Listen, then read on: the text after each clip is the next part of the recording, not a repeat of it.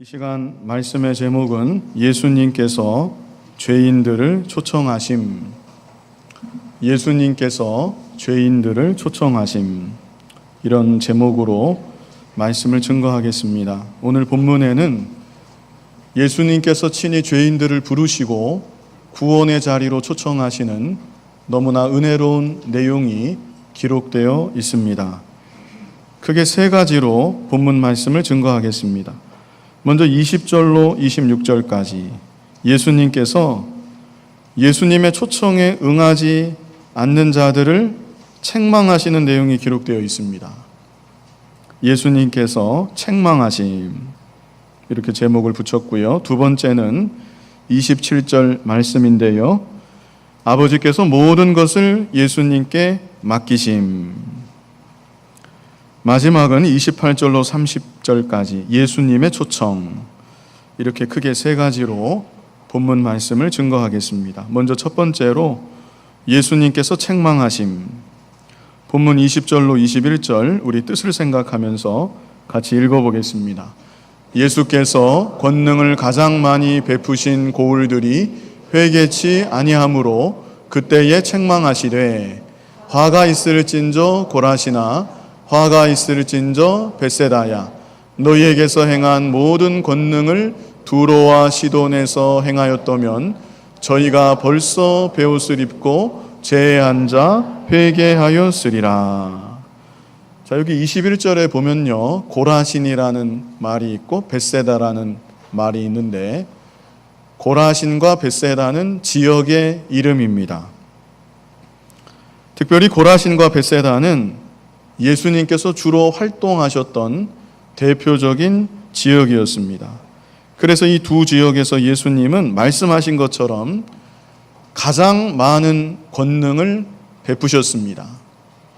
예수님은 태초부터 계셨던 하나님이시고 하나님의 아들이셨는데 사람의 몸을 입고 이 땅에 찾아와 주셨고 30세쯤 되셨을 때 천국의 복음을 친히 증거해 주시고 예수님 자신이 하나님의 아들이신 것을 온 인류의 죄를 구원하기 위해서 이 땅에 오신 그리스도이신 것을 자주자주 말씀해 주셨습니다.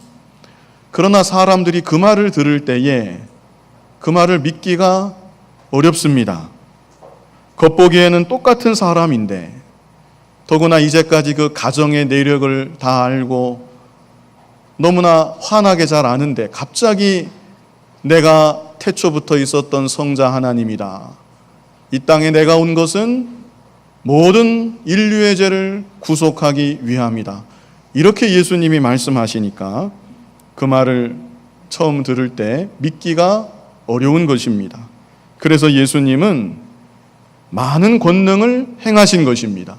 사람으로서는 도저히 행할 수가 없는 많은 권능의 역사를 통하여서 예수님이야말로 하나님의 아들이시고 온 인류의 죄를 구원하시는 그리스도라는 사실을 많은 권능의 역사를 통하여 친히 증명하여 나타내 보여주셨던 것입니다. 그런데 그러함에도 여기 고라신과 벳세다 사람들이 많은 권능의 역사를 다른 어느 곳에 비해서 더 많이 보았음에도 그러함에도 이들이 예수님을 믿지 않았습니다. 그래서 예수님이 21절에 말씀하십니다. 화가 있을진저 고라시나 화가 있을진저 벳세다야 너희에게서 행한 모든 권능을 두로와 시돈에서 행하였다면, 자, 두로와 시돈은 어디인가? 두로와 시돈은 이스라엘 밖의 지역입니다. 이방 지역입니다.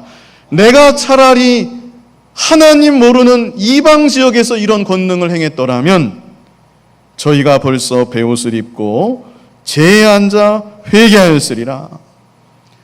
그랬다면 그들은 아마 회개하고 나를 믿었을 것이다. 예수님이 너무나 안타까워하시면서 이렇게 말씀하신 것입니다. 그리고 이어서 22절에는 내가 너희에게 이르노니 심판 날에 두로와 시돈이 너희보다 견디기 쉬우리라. 자, 이 말씀은 무슨 의미인가 하면은요, 하나님의 심판에도 차등이 있다는 것을 말씀하여 주시는 것입니다. 하나님의 심판에 차등이 있습니다. 어떤 차등이 있는가? 하나님이 베풀어 주시는 은총을 많이 입었음에도, 하나님을 믿을 만한, 예수님을 믿을 만한 많은 증거를 보았음에도, 그러함에도 끝까지 예수님을 믿지 않는 자, 끝까지 회개하지 않는 자, 그런 자에게는 더 큰 심판이 있다는 것을 말씀하여 주신 것입니다. 23절과 24절에도 같은 맥락의 말씀입니다. 자, 무슨 뜻인지 생각하면서 우리 같이 한번 읽어보겠습니다. 가버나움아, 내가 하늘에까지 높아지겠느냐? 음부에까지 낮아지리라. 내게서 행한 모든 권능을 소돔에서 행하였다면 그 성이 오늘날까지 있었으리라. 내가 너희에게 이르노니 심판날에 소돔 땅이 너보다 견디기 쉬우리라 하시니라. 마찬가지 말씀입니다. 가버나움에서도 예수님은 많은 권능을 행하셨는데, 가버나움도 역시, 그 사람들도 역시 그 권능을 다 보았음에도 예수님을 인정하지 않고 예수님을 믿지 않았습니다. 그럴 때 예수님은 내가 차라리 모든 권능을 소돔에서 행했다면, 이것은 가정이죠. 과거에 불과 유황불로 멸망당했던, 죄악이 관영했던 그 소돔성, 내가 차라리 그 성에서 이렇게 권능을 행했더라면 그 성이 회개하고 나를 믿어서 멸망받지 않고 지금 이제까지 있었을 것이다. 예수님 너무나 안타까워서 말씀하신 것입니다. 그리고 24절에서는 심판날에 소돔 땅이 너보다 견디기 쉬우리라. 이 말씀 역시 마찬가지입니다. 가버나움 사람들도 더 큰 심판을 면치 못할 것이다. 예수님이 이렇게 말씀하여 주신 것입니다. 자, 이제 중요한 것은 우리 세 지역을 같이 보았죠. 고라신, 벳세다, 가버나움. 예수님이 주로 활동했던 무대입니다. 이 지역의 사람들은 예수님의 권능을 많이 보았고 예수님이 전해주신 복음을 직접 들었습니다. 그런데도 이곳 사람들은 예수님을 인정하지 않았어요. 예수님을 믿지 않았습니다. 많은 권능을 다 보았지만 예수님을 믿지 않았어요.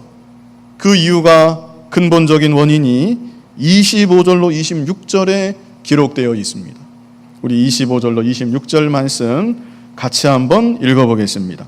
그때에 예수께서 대답하여 가라사대, 천지의 주제이신 아버지여, 이것을 지혜롭고 슬기 있는 자들에게는 숨기시고 어린아이들에게는 나타내심을 감사하나이다. 옳소이다. 이렇게 된 것이 아버지의 뜻이니이다. 자, 여기서 중요한 구절이 무엇일까? 25절 하반절입니다. 25절 하반절에 지혜롭고 슬기 있는 자들에게는 숨기시고 어린 아이들에게는 나타내심을 감사하나이다. 이 구절이 중요합니다.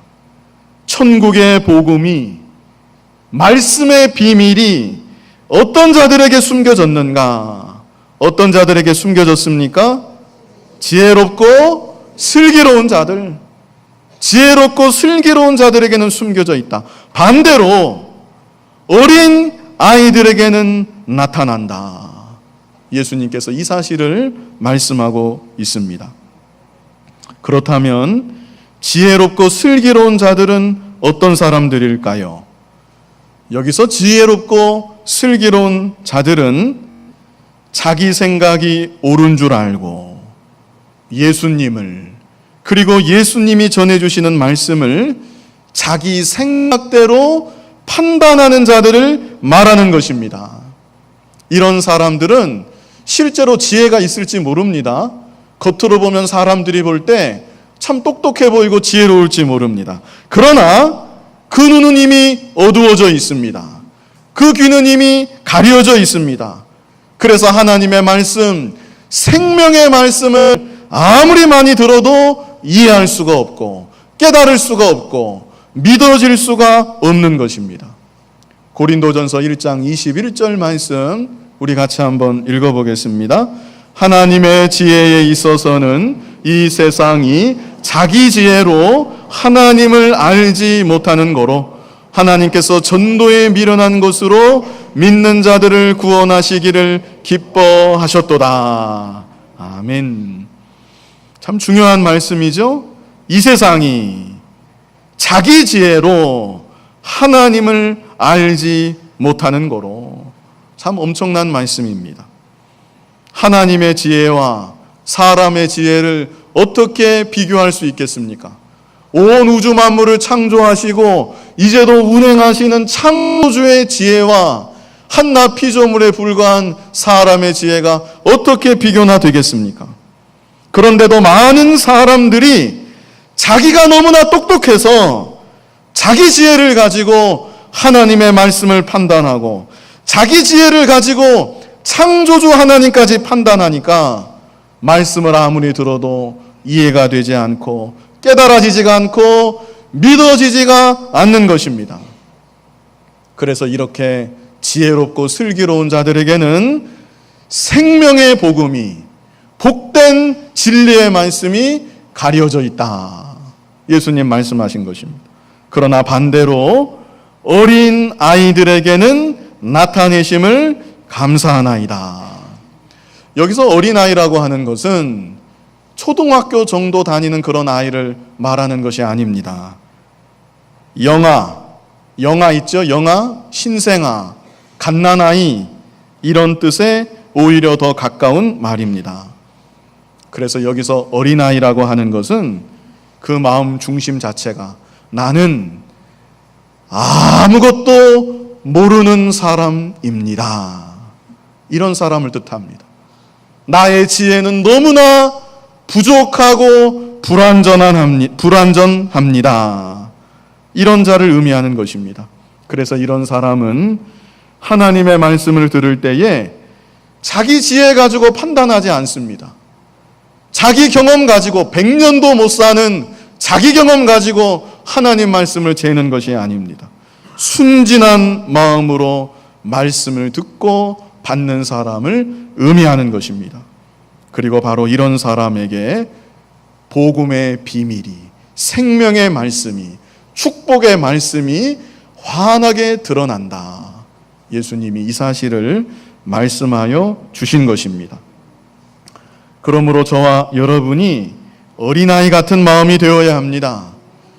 이미 예수님을 믿어서 구원받았다 할지라도 여전히 그 마음이 어린아이 같은 사람, 하나님 앞에서나 말씀 앞에서나 어린아이 같은 사람, 그 사람은 자기 자신이 말씀을 읽을 때에도 그렇고 말씀을 들을 때에도 그렇고 하나님이 예비하신 풍성한 은혜와 복을 받는 것입니다. 내 마음은 과연 어떤 마음일까? 각자가 한번 생각해 보시기 바랍니다. 나는 지혜롭고 슬기로운 사람인가? 아니면 나는 여전히 세월은 가고 나이는 들지만 나는 여전히 하나님 앞에서 어린아이 같은 사람인가?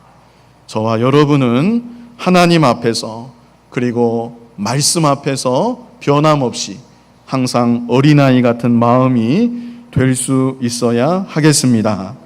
이제 두 번째로 볼 것은 27절 말씀인데요. 아버지께서 모든 것을 예수님께 맡기셨다는 내용입니다. 예수님 당시 대다수의 사람들이 예수님을 믿지 않았습니다. 받아들이지 않았습니다. 오히려 예수님 무시합니다. 조롱합니다. 비방합니다. 결국에는 십자가에 못 박아 죽이기까지 했습니다. 오늘날도 마찬가지입니다. 예수님을 믿는 사람 이 세상에 결코 많지 않습니다. 그러나 예수님께서는 말씀하십니다. 예수님에게 아버지께서 모든 것을 맡기셨다. 이 사실을 예수님이 증거하고 계신 것입니다. 우리 본문 27절 말씀 같이 한번 읽어보겠습니다.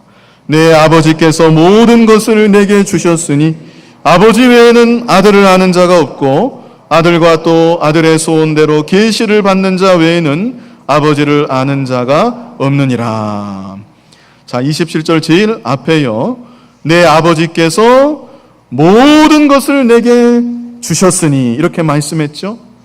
여기서 모든 것이라고 하는 것은 죄인을 구속하는 모든 일을 의미하는 것입니다.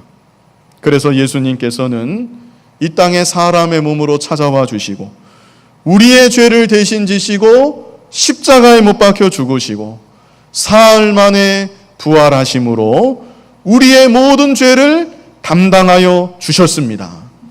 그리고 중요한 것은 이 사실을 믿는 자에게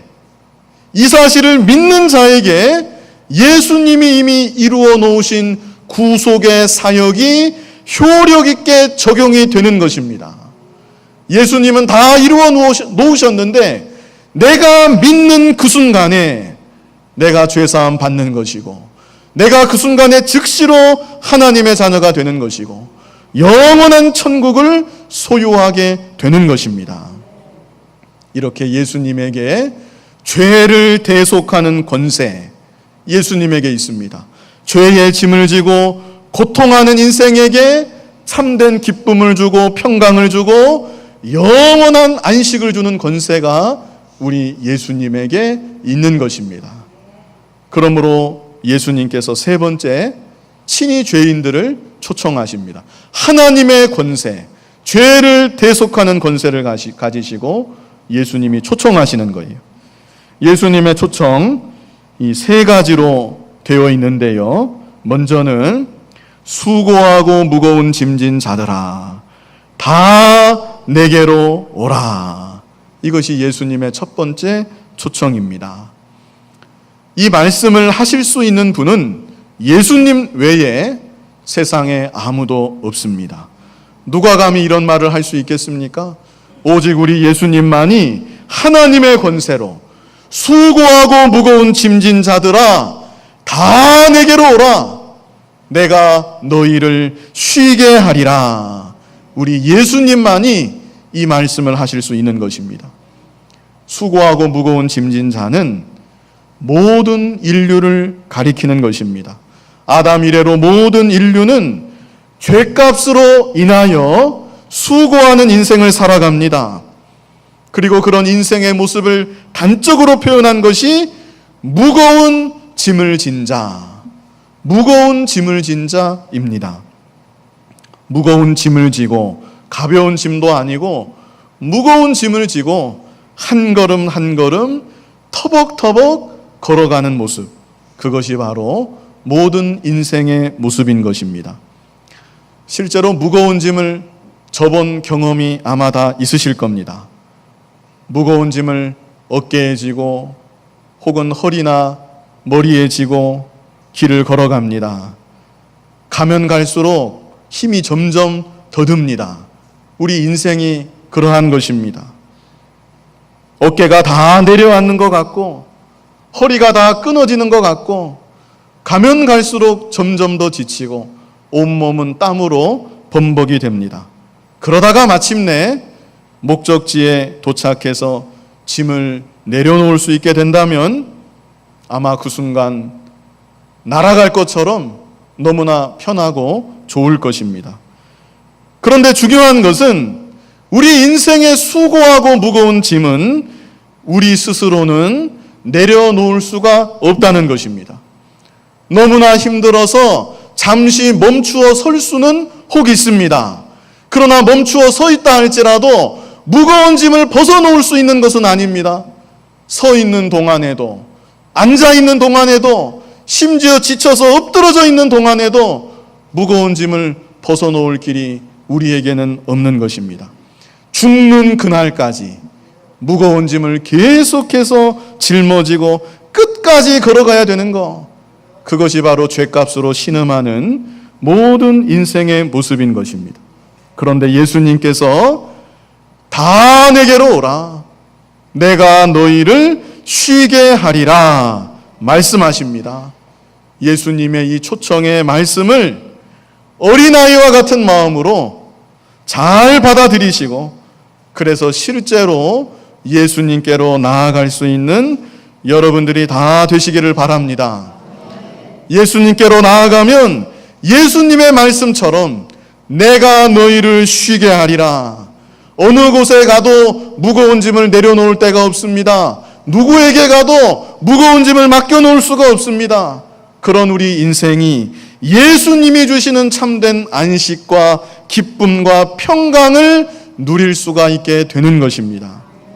그렇다면 예수님께 나아가는 것은 무엇일까요? 예수님이 이제도 눈에 보인다면 예수님 향해서 다가가면 되겠는데 예수님은 눈에 보이지 않습니다. 그렇다면 다 내게로 오라, 예수님 말씀하셨는데 이 말씀이 무슨 뜻일까요? 다 내게로 오라, 이 말씀은 나를 믿으라, 이런 의미입니다. 지금도 예수님은 두 팔을 활짝 벌려서 수고하고 무거운 짐을 지고 가는 모든 인생들아, 나를 바라보고 나를 믿어라, 내가 너희를 쉬게 하리라, 예수님 말씀하여 주십니다. 그러므로 우리들이 예수님을 믿어야 되는 것입니다. 태초부터 계셨던 하나님의 아들이 이 땅에 사람의 몸으로 찾아와 주시고 우리의 죄를 모두 대신 지시고 십자가에 달려 죽으시고 사흘 만에 부활하신 것, 이 사실을 믿어야 됩니다. 스스로 지혜롭고 슬기로운 자가 되어서 그게 도대체 무슨 말인가? 그게 가능한 말인가? 무슨 뚱딴지 같은 소리인가? 그러지 말고 어린아이 같은 마음으로 성경에 기록된 이 말씀을, 복음의 말씀을 있는 그대로 믿고 받아들여야 되는 것입니다. 그것이 바로 예수님께 나아가는 것입니다. 그러면 예수님 말씀처럼 무거운 죄의 짐을 비로소 벗어버리고, 이전까지는 지옥 멸망길을 향해서 죄의 짐을 짊어지고 터벅터벅 걸어갔는데 이제는 죄의 짐을 다 벗어버리고 천국 영생길을 향하여 기쁨으로 힘차게 믿음의 발을 내디딜 수 있게 되는 것입니다. 이미 예수님을 믿은 분들도 예수님께로 더욱 가까이 나아가야 합니다. 세상의 다른 곳에 소망 두지 말고, 여기저기 기웃거리지 말고, 나를 위해서 십자가를 지시고 부활하사 이제도 살아계신 나의 주님 바라보고 주님께만 소망을 두고 주님을 향해서 내 심령을 기울이고 주님을 향해서 더욱 가까이 나아가야 되는 것입니다. 우리 요한복음 4장 13절로 14절 말씀 같이 한번 읽어보겠습니다.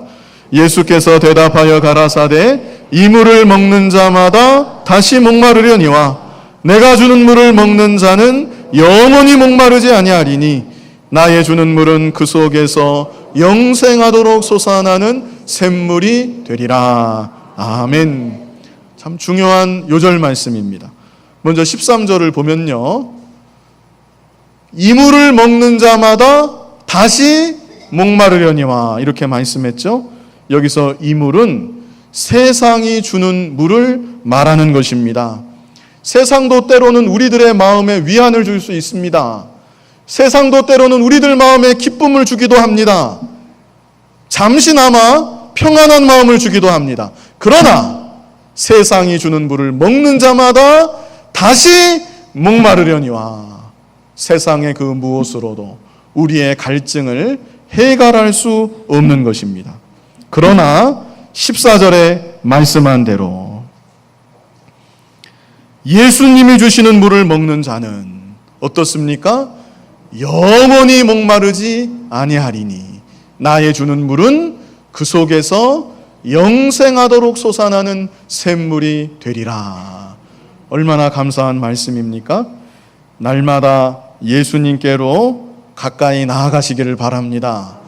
구속의 은혜 가운데 기뻐하시고 예수님이 날마다 공급하시는 생명수의 충만한 은혜 가운데 살아갈 수 있는 저와 여러분이 다 되기를 간절히 바랍니다. 이제 두 번째로 예수님의 초청 가운데 포함되어 있는 것입니다. 두 번째로 나의 멍에를 메라. 예수님 또한 말씀하십니다. 본문 29절을 보면요, 나의 멍에를 메고 말씀한 구절이 있죠. 나의 멍에를 메고 30절에는 이는 내 멍에는 쉽고 내 짐은 가벼움이라 하시니라 그랬습니다. 예수님을 믿는 자, 예수님께로 나아가는 자, 수고하고 무거운 짐을 다 벗어버립니다. 그런데 그것이 끝이 아니고 예수님의 멍에를 매야 돼요. 그런데 예수님의 멍에는 쉽고 내 짐은 가볍다 말씀하십니다. 그렇다면 예수님의 멍에는 무엇일까요? 예수님의 멍에는 한마디로 예수님의 순종을 가리키는 것입니다. 소가 멍에를 매죠. 소가 멍에를 매고 주인이 시키는 대로 일을 합니다. 마찬가지로 예수님도 이 땅에 사람의 몸으로 찾아와 주시고 하나님 아버지의 기뻐하시는 뜻을 멍에 맨 소와 같이 온전히 순종하셨습니다. 자기 자신에게 지어진 사명을 완전히 감당하신 것입니다. 그래서 예수님께서 너희도 나의 멍에를 매라 하시는 것은 예수님과 같이 이제는 하나님 뜻에 순종하는 순종의 삶을 살라는 것입니다. 그것이 바로 우리가 지어야 할 예수님의 멍에입니다. 가정에서나 교회에서나 직장에서나 나를 향하신 하나님의 뜻이 있습니다. 전에 예수님 믿지 않았을 때에는, 예수님께 나아오지 않았을 때에는 하나님의 뜻 모릅니다. 하나님의 뜻과는 상관없는 삶을 산 것입니다. 그러나 이제는 예수님을 믿고 예수님께 나아왔으니 하나님의 뜻에 순종하는 삶을 살라는 것입니다. 이것이 바로 주님이 주신 멍에를 매라는 뜻입니다. 그뿐 아니라 가정에서나 교회에서나 직장에서나 나에게 맡겨진 일을 대할 때마다 우리는 어떻게 생각해야 되냐면 이것은 주님이 내게 주신 주님의 멍에입니다. 이렇게 생각해야 합니다. 이게 바로 믿음의 고백입니다. 전에 하나님 모를 때에는 그저 무거운 짐일 뿐이었고 기회만 된다면 벗고 싶은 짐이었을지 모르지만 예수님을 믿고 하나님의 자녀가 된 이후로는 이것은 내게 주신 주님의 멍에입니다. 이렇게 믿고 고백하며 어디에서나 주님이 주신 멍에인 줄 알고 잘 지고 충성된 삶을 살아갈 수 있어야 되는 것입니다. 저로 말한다면 저는 가정에 가면 세 아이의 아버지이고 또 한 여자의 남편이기도 합니다. 그래서 저는 가정에서는 좋은 아버지가 되어야 하고 좋은 남편이 되어야 하고 또 믿음의 호주로서 가정을 믿음으로 잘 인도해야 합니다. 그것이 주님이 저에게 지어주신 가정에서의 주님의 멍에입니다. 교회에서는 하나님이 세우신 하나님의 종으로 이 주님의 몸된 교회를 잘 받들어 섬겨야 하고 모든 성도들을 잘 섬겨야 하고 그리고 강단에서는 하나님의 말씀만을 바르게 전달해야 합니다. 그것이 바로 교회에서 주님이 제게 지어주신 주님의 멍에입니다. 사회에서도 제게 주신 나름의 주님의 멍에가 있을 것입니다. 국민의 한 사람으로, 사회인의 한 사람으로 세상의 법을 지키고 공공질서도 잘 지키고 국민의 한 사람답게 책임을 다하는 것, 그것이 역시 사회에서 주님이 제게 지어주신 주님의 멍에인 것입니다. 여러분은 어떠하십니까? 여러분은 지금 어떤 주님의 멍에를 메고 계십니까? 그 멍에를 잘 지고 충성하는 삶, 어디에 있든지 하나님의 뜻에 순종하는 삶, 그런 삶을 살아가는 것, 이것도 역시 예수님의 구원의 초청에 포함되어 있는 것입니다. 단지 예수님을 믿을 뿐 아니라 예수님께 더욱 가까이 나아갈 뿐 아니라 예수님이 주시는 모든 멍에들을 잘 메고 어디서나 충성하는 삶, 하나님 뜻에 순종하는 삶을 살라는 것입니다. 마지막 세 번째는 내게 배우라. 이것도 또한 예수님의 초청에 포함되어 있는 말씀입니다. 29절 상반절만 보면요, 나는 마음이 온유하고 겸손하니 나의 멍에를 메고 내게 배우라. 내게 배우라. 예수님 말씀하시죠? 이것은 예수님을 점점 닮아가라는 것입니다. 이것이 우리의 구원의 초청에 이미 포함되어 있는 말씀이에요. 여기도 쓰여 있죠? 우리 교회 표 같이 한번 읽어보겠습니다. 예수님을 닮아가는 교회. 실제로 저와 여러분이 예수님을 점점 닮아가야 합니다. 우리 교회가 예수님의 모습을 점점 닮아가야 합니다. 거듭 말씀드리지만 이것도 역시 우리 구원의 초청에 이미 포함되어 있는 말씀입니다. 그렇다면 구체적으로 예수님의 어떠한 모습을 배우고 어떠한 모습을 닮아야 되는 것입니까? 예수님의 온유와 겸손입니다. 우리 예수님은 정말로 온유하셨습니다. 베드로전서 2장 23절 말씀 우리 같이 한번 읽어보겠습니다. 욕을 받으시되 대신 욕하지 아니하시고 고난을 받으시되 위협하지 아니하시고 오직 공의로 심판하시는 자에게 부탁하시며. 이것이 바로 예수님의 온유입니다. 우리가 이러한 예수님의 온유를 점점 더 배우고 닮아 나아가야 되는 것입니다. 누가 나에게 욕을 했습니다. 그러면 어떻게 해야 되겠습니까? 받아쳐야 되겠습니까? 예수님 어떻게 하셨다 그랬습니까? 욕을 받으시되 대신 욕하지 아니하시고 말씀했습니다. 욕 정도가 아닙니다. 예수님은 고난을 받으시되, 여기서 고난은 십자가의 고난입니다. 죄 없는 예수님을 십자가에 달아서 못을 받고, 게다가 예수님을 향해서 온갖 조롱과 멸시를 했습니다. 그런데도 예수님은 그런 그들을 향해서 조금도 위협하는 말을 하지 않으셨습니다. 너희들 두고 봐라. 3일 있다가 보자. 내가 누구인지를 아느냐. 예수님 이런 말씀 한마디조차 하지 않으셨던 것입니다. 중요한 것은 그 다음에 있죠. 오직 공의로 심판하시는 자에게 부탁하시며, 하나님께 모든 것을 맡기신 것입니다. 그러므로 오늘날 우리들도 하나님의 공의의 모든 것을 맡기고 우리 자신은 최대한 온유한 사람이 되어야 합니다. 하나님이 모든 것을 다 보고 계신다. 공의의 하나님께서 때가 되면 반드시 선은 선대로 악은 악대로 보응하여 주신다.